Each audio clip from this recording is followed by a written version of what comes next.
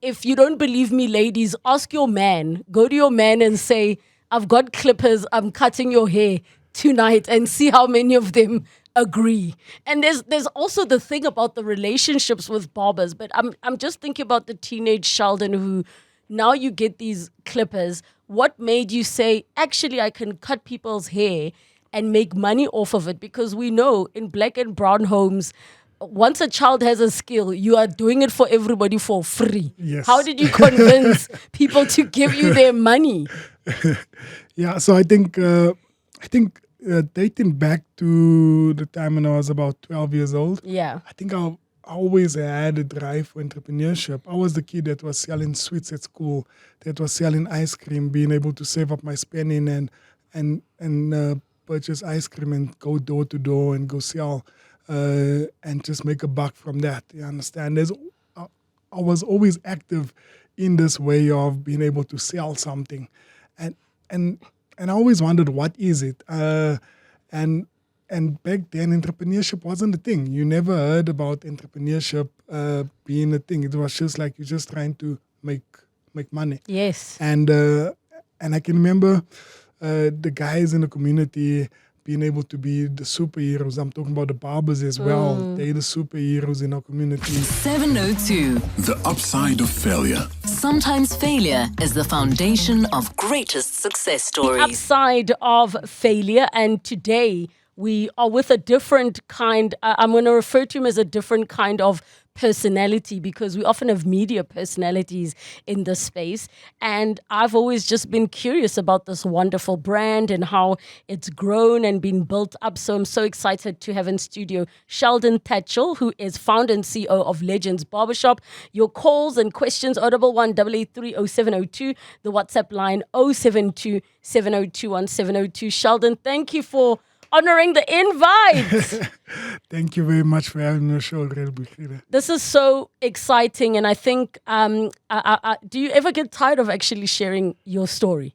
No, I don't, because I think just to see people's reactions and just to inspire hope, I think that for me just fills my heart. Yes. Being able to touch people's lives through my story, and hopefully there can be more Sheldons out there. Right? I think so. So, I mean, you grew up in El Dorado Park, Yes. a township that we know is still to this day riddled with many, many challenges. We often will speak about it when different things are happening in the news. I've interviewed quite a few individuals who grew up in Aldos or who are still even living there, who have shared that, you know, for a person to come out and make it and do well is almost nothing short of a miracle.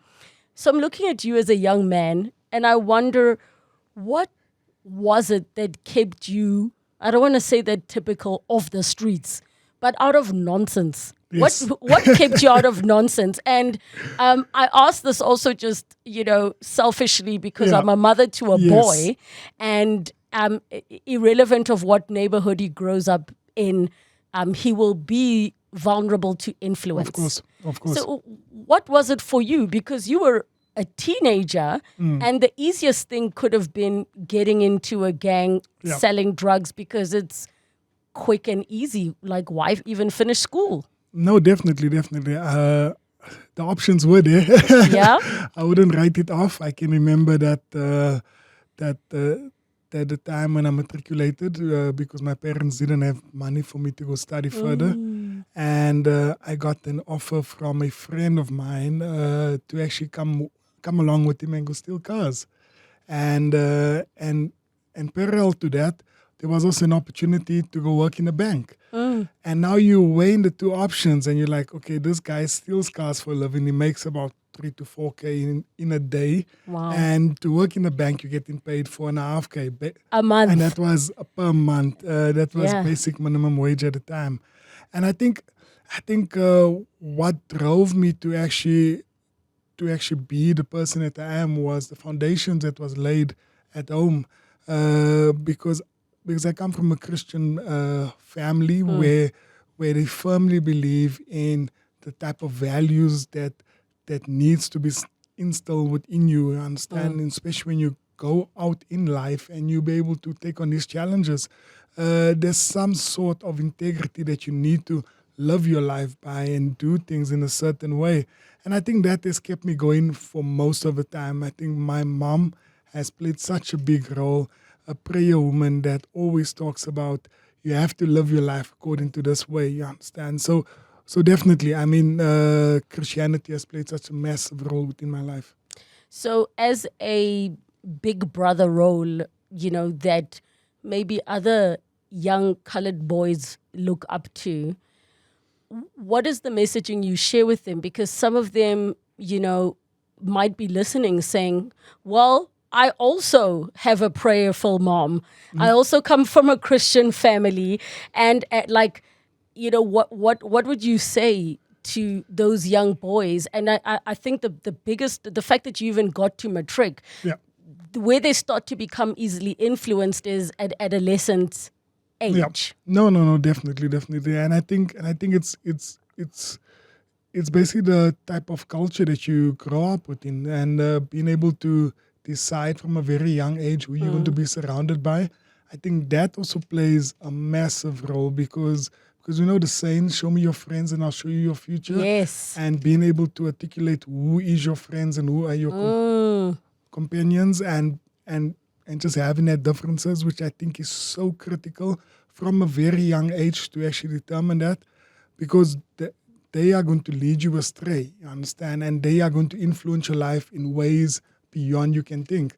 And I think being able to make those decisions from a very young age and having the type of disciplines that I had in place as an athlete. So I used to do boxing when I was a kid. I was always occupied I with can something. believe you, hey? I was always... Like when you say boxing, you mean in the ring, not In at the the ring, corner. yes. Right? Because I'm looking at those arms and I'm like, I would not want to bump into you on the corner. Yeah. But prior then to all of that, because you actually had clippers in your hands from when you were a teenager. And that got me wondering, because obviously the adults around you become your biggest influencers. Who were those major influencers that encouraged you to even consider, or just inspired you to even consider being like, let me take these clippers myself and do it myself? Yeah. So I think there's been so many people that's played so vital parts within my journey. I can remember my home cell leader being able to, the time when I was busy learning to cut hair. Yes. And him actually, because he could also cut hair, and he actually showed me, but he took me to this verse in the Bible that says, whatsoever you do, do it full-heartedly as unto God and not to men. And then you started realizing that everything that you do, you have to do it with excellence. And now what you're doing is basically portraying what skill that you are given to, because that skill that you're given to, how are you able to portray it on a customer, and how are you able to make that customer feel special? And that for me was so vital at that moment when I was busy learning to cut hair. And those are the type of people that has helped shape my journey throughout. There's been customers that I can share with you that actually spoke into my life with regarding me starting out and being able to follow through on my journey of becoming a barber and basically starting out in the shop. So shout out to these customers, because they are the ones, they're the advocates, they're the ones that actually gave me the inspiration, made me feel confident enough to want to do it. And sometimes we forget this along the journey as we go along, but they have played such a vital role in my life. We're going to take a break. When we come back, we continue with the upside of failure. 19 minutes after 2 o'clock, the upside of failure. And today we are joined by CEO and founder of Legends Barbershop, Sheldon Tatchell. Your calls on Audible 1 8830702, the WhatsApp line 072-702-1702. Sheldon, I some people can think to themselves that getting clippers in your hands is so easy until, and I don't know when the era happened where fades became a thing, right? Because it requires a lot of skill. So I hope no one is listening thinking, oh, you're just cutting hair. Listen, it is a whole thing. And if you don't believe me, ladies, ask your man. Go to your man and say, I've got clippers. I'm cutting your hair tonight, and see how many of them agree. And there's also the thing about the relationships with barbers. But I'm just thinking about the teenage Sheldon who now you get these clippers. What made you say, actually, I can cut people's hair and make money off of it? Because we know in black and brown homes, once a child has a skill, you are doing it for everybody for free. Yes. How did you convince people to give you their money? Yeah, so I think dating back to the time when I was about 12 years old, Yeah. I think I always had a drive for entrepreneurship. I was the kid that was selling sweets at school, that was selling ice cream, being able to save up my spending and purchase ice cream and go door to door and go sell and just make a buck from that. You understand? I was always active in this way of being able to sell something, and and and I always wondered, what is it? And back then, entrepreneurship wasn't a thing. You never heard about entrepreneurship being a thing. It was just like you're just trying to make money. Yes. And I can remember the guys in the community being able to be the superheroes. I'm talking about the barbers as well. They're the superheroes in our community.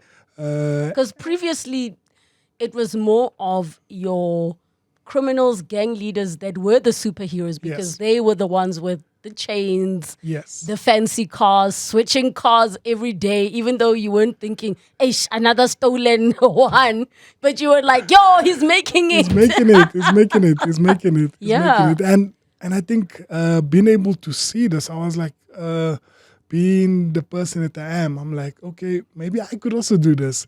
So then I then asked my father to get me clippers, and eventually Did I he let started you cutting out- practice on his hair? No, not in the beginning. Not in the beginning. So he was like, it's fine, you can get clippers, but not outright. And I Yes. just started practicing on school kids. I gave school kids free haircuts, and it was my way just to better my skill. Eventually, I started charging for my skill because as a teenager, and I was 14 years old at the time, I can remember being able to charge 5 rand just a haircut, and people came in numbers. That was over a at home. decade ago. Yeah. For that a was- school kid. Yes. That's yes. a lot of money. It's a lot of money. It's a lot of money. And So what did you do with the money you made? Were you automatically in entrepreneurial mode to say, this money I need to buy another set of clippers, or were you being a teenager eating your money? now, I think circumstances drove me much more because I felt the responsibility of home. And what actually took place, I can remember this one time, both my parents were working and I was the only one that was providing. I was the only one that, you can imagine 15, 16 years old, both your parents not working, and here you are going to school, coming back home and cutting hair, and you're trying to help them as much as possible. And I think that has been a lifesaver during that time.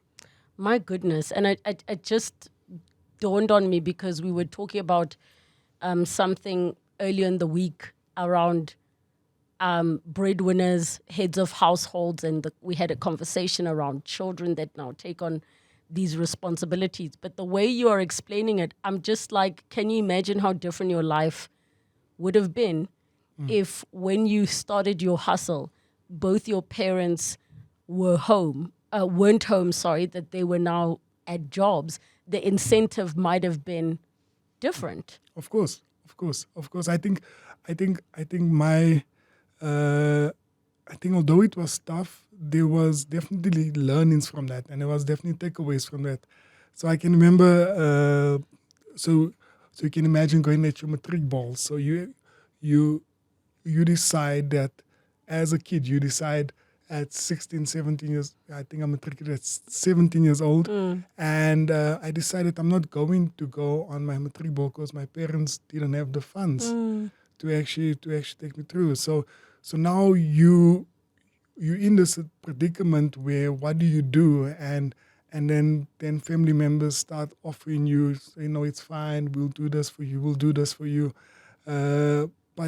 but still, I mean, as a kid, those are the type of worries that you have. You understand? Whereas if you're in a better position, it would have been way different. And I think that's a situation that I grew up in, being able to come from homes where you don't have much. You understand? And understanding that what you're doing, you're trying to just ensure that your family is okay. So at some point now, you are done with matric, and you still were kind of doing this side, you were hustling on the side, right? And when the opportunity came of like, yo, it's stealing cars or working in a bank. And I know we're laughing about it, but because it's so real. It's so real. Those are if somebody's sitting home unemployed and somebody says, "Me bra, I've got you. Yes. Let's go do this thing." Like I do not blame certain people for making those choices because we don't know the circumstances. But now you are faced with this decision. What did you decide at that moment? Did you say, actually, I'm going to take none of these offers and try put everything into what I'm doing? Did you say, let me do the bank thing? Or you like, just one car. Let's just steal one car. No. I think that's exactly where you left with, and you decide what is the best decision to make, because if you make a decision for the short-term gain, it could lead somewhere else, you understand? And I mean, if you think about it, how different my life would have been if something would have happened during that course in time. And I know my friend very well. I mean, like, I just saw his life just pass by, and those are the type of testimonials that you'll hear as you go along. But I think based on that decision, it was a matter of I would choose to be in a stable place for now, up until I'm able to figure what I'm going to do with my life. Because obviously you're a kid, you're matriculated, you don't have much going for you. You're hoping that one day you can get a bursary to go study further. Yes. You're hoping all of these things, but as a matter of fact, everything relies on you, and you have to make it work. What did you want to study when you were a 17-year-old Sheldon? Yes. At the time, like outside of the circumstances, what was your heart burning for? So my heart was burning to actually become a pilot. So I wanted to become a pilot. I thought you were going to say a pastor. Because you said, I was like, pastor, okay. No, really. A pilot, Yeah, okay. I always wanted to become a pilot. So my growing up, my cousin and I used to have like these toys, these airplane toys, and used to like play around and say we're just pilots and we flying all over the world. Just our imagination, just taking abroad us. And I think that was something I always wanted to do. When are you turning 50? In 14 years' time. So this time. So when you turn 40, Yes. you have time to get a pilot's license, right? You can do it a la Tom Cruise, all of those individuals in Hollywood that go and then they just like, oh, I'll fetch you. Yeah, Just wait by just the like heli. that. Yes, I'll pick you up. So do you think that a part of you left that dream to die to focus on what is? Yeah, of course. I think I went into survival mode, understand? Because now you're thinking about the security aspect and you're thinking about what can you do right now in the current circumstances that you're finding yourself in. So then I went to go work at Standard Bank, and while working at the bank, it's interesting that the banks give you this expensive names, and I can remember my job title was an account management consultant. Sounds very fancy. Yes. But I was just a debt collector. I used to call you when you're... To say, ma'am, Please the pay up debit your order. account. Yes. Oh my gosh. Was it not the most... Okay, we have to go to news, so I'm going to hold my question till after. Your calls on 011 883 0702 and the WhatsApp line 072 702 1702. So, Sheldon, what I wanted to ask you when you told me you were being a debt collector. So, last week we were having a whole in-depth thing Yes. in our consumer rights feature around people going into debt review without knowing, right? Wow. Now, I just thought to myself, so your job was to phone people who were avoiding you. What percentage of people actually answered your calls and said, Yazin bra, wait the king? Like, I know, yes, I know. How many people actually called you and negotiated with you? No, I was on the other end of the stick. So I used to do outbound. So I used to call and people used to hang up. Hang up on you. Yes. So Yes, sorry. What I meant yes. is how many people would actually pick up a phone and engage you? I think I became so immune to it because you get so used of rejection. I would make like over 30 to 40 calls in a day. And the type of rejection that you get from people, some people swearing you, some people just telling you off, and at the end of the day, you learn to deal with it in a certain way, that not to take it personal. And I think that particular lesson from that job has taught me a lot about failure, because that's exactly what failure is. If you're unable to close on a deal, if you're unable to close on actually somebody just picking up the phone and wanting to speak to you, it has taught me a lot. And the never give up mentality just started from there. And I also think the universe put you in a place you needed to be in, because one thing you learn from corporate is structure and systems and all of those things. What was the biggest takeout for you from that experience of being in a bank and you see what people are earning? Like, that's the other thing is, how do you even deal with looking at people's accounts with millions? Then you're remembering, that guy who steals cars said I must come. Then month end, your $4,000 a month salary is still going to be taxed. Yeah, Like, tell me about it. my guy, it's like temptation central. Yeah, no, exactly, because you have the visibility of anyone and everyone. You can literally look at anyone's bank statement, and basically just have that. But I think one thing has kept me going is just trying to determine exactly what I wanted to do with my life. Like, I never knew that cutting hair would actually be my career path. Because if you think about it, it's like who makes a career out of cutting hair? And the time, and back in 2014, I can remember when I tendered my resignation at the bank, and my manager actually laughing at me, and he asked me the For same reals? question. He asked me the same question. He's like, "Are you really going to think you can make a career out of cutting hair?" I just told him, you know what, I don't know, but I'm going to try. So what was the final straw that made you quit at the bank? Was it that the side hustle was now looking like, okay, cool, I'm earning pretty much the same as what I'm making, in my main job? Maybe if I put in more energy and time, it will, give back to me. Yeah, so I think just backtrack a little bit. I think around 2011, while I was working in corporate, so my cousin had an internet cafe, and I asked him if I can make use of his stoop just to mimic a Papa Barber, because I wanted to do this.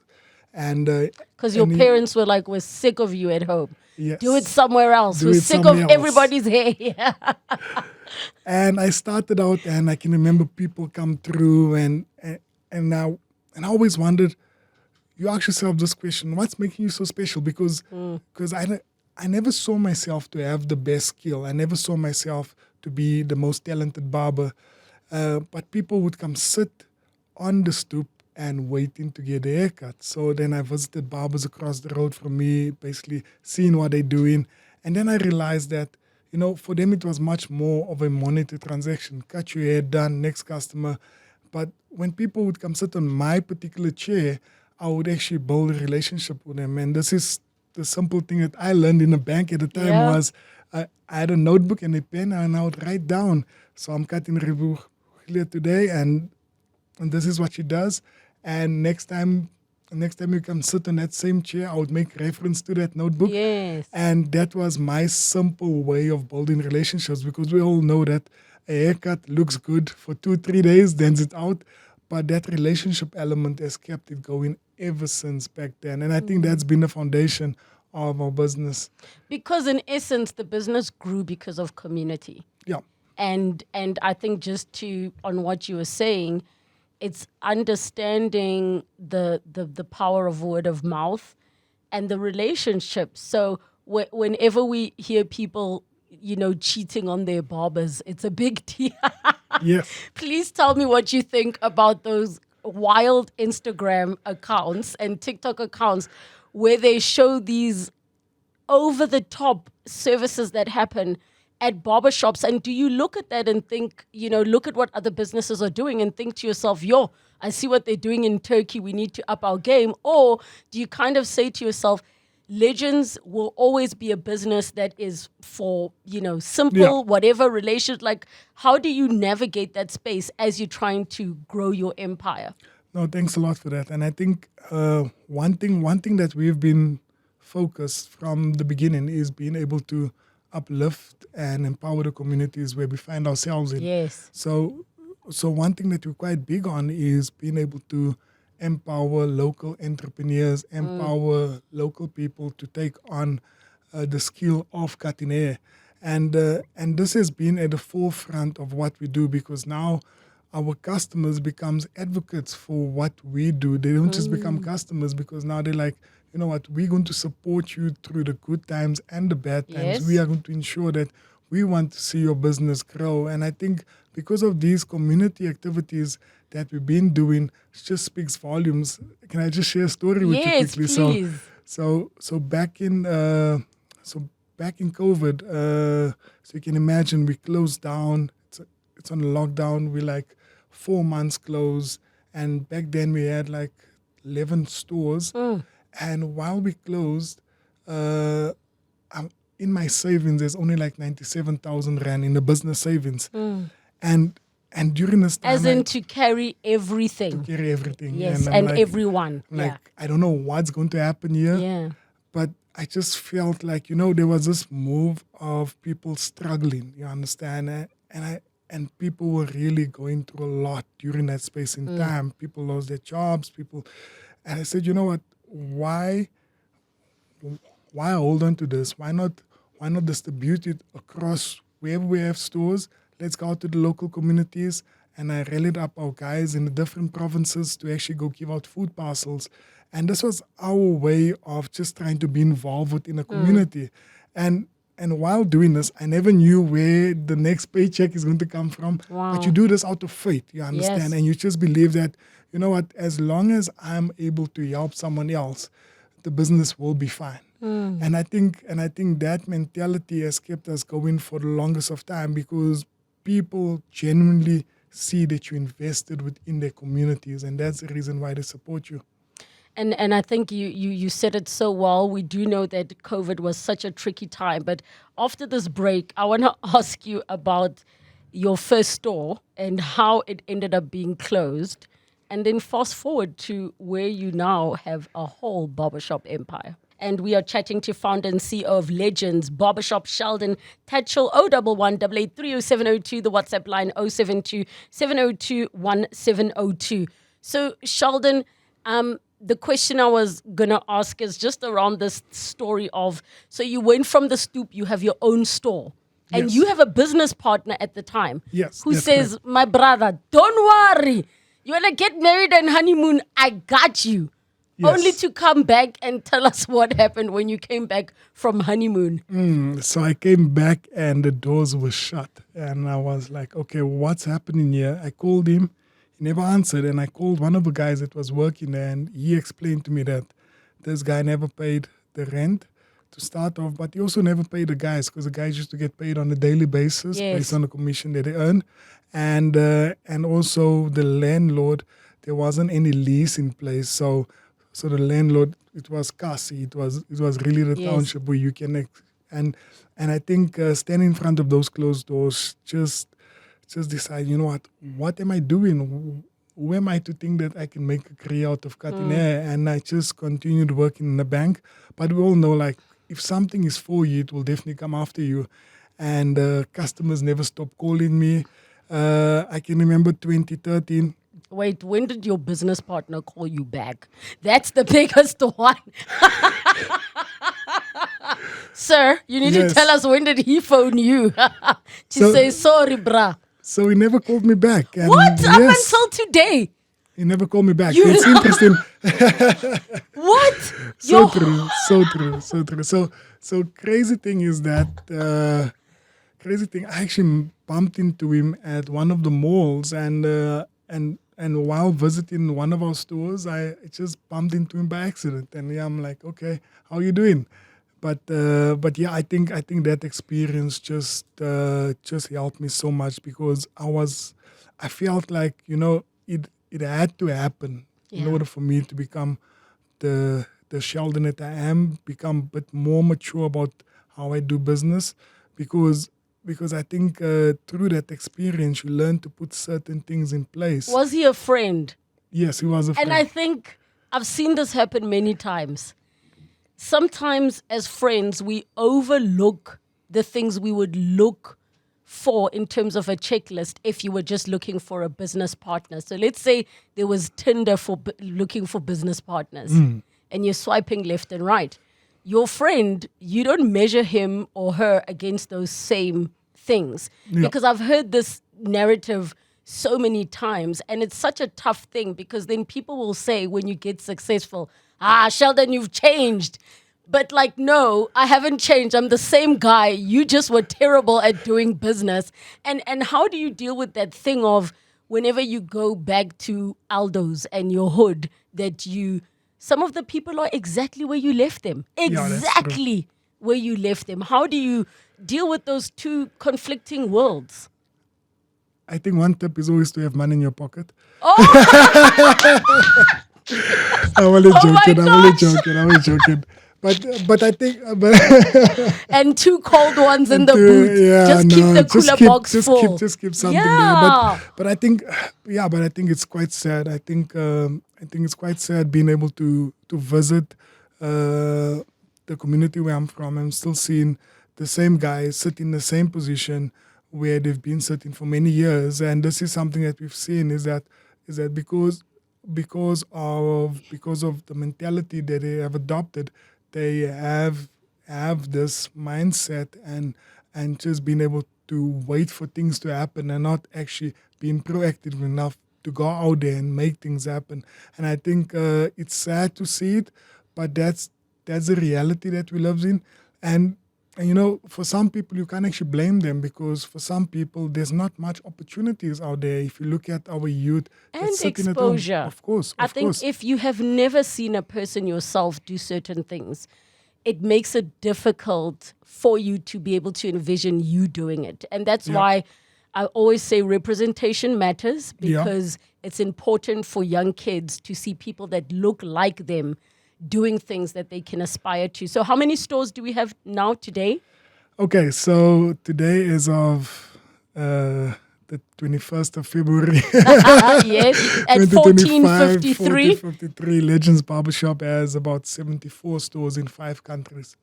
This is so spectacular and so beautiful. But what I'm going to do is let the voice notes do the talking. Usilebo, thank you so much for changing the outside of failure, bringing legends and people in business. Not every day we are musicians and producers. Not all of us will be producers and musicians. So thank you so much, man. Really appreciate that. Looking forward to it. Bye. Hi, Releboile. I'd like to get my hair cut by Sheldon. Legends, the quality is too high. And those boys, they seem to be gifted with their job. The organization, it's a well-run enterprise. Heads up to Sheldon, he's a champion. Oh, Rilebogile. I don't know that Baba, ne? But I'm loving his story. I am loving his story. Hey, you, Aishem. Yeah, you know what? Yeah. God bless him, hey? Like, I hope his business grows bigger and bigger. I mean, he sounds so grounded. He is, yeah, I don't know, man. The English bundles, yeah, are done, but I'm liking his story. In 400 Thank meters you. at the roundabout, Bye. take the Thank you for involvement with the Legends Marathon. See you on Sunday. Looking forward. I'm happy about that. So you're doing a marathon? Yes, that's correct. So, Oh, shame. Listen, when a black person says shame, you must know they are touched. They are touched. Yes. Like I said, like it's interesting, really. I mean, like we can mention the stores, we can mention all the stuff that we have achieved, but I think it all boils down to the difference that we make. You understand? And I think at Legends Barbershop, we don't just focus on cutting hair. It's much more about the impact theory, and that's the reason I basically ventured into investing into a marathon that takes place in Eldorado Park. So each and every year, this iconic marathon happens, and there's such an excitement around Eldorado Park at this particular time because it's the only event of its kind, and then we took over the naming rights.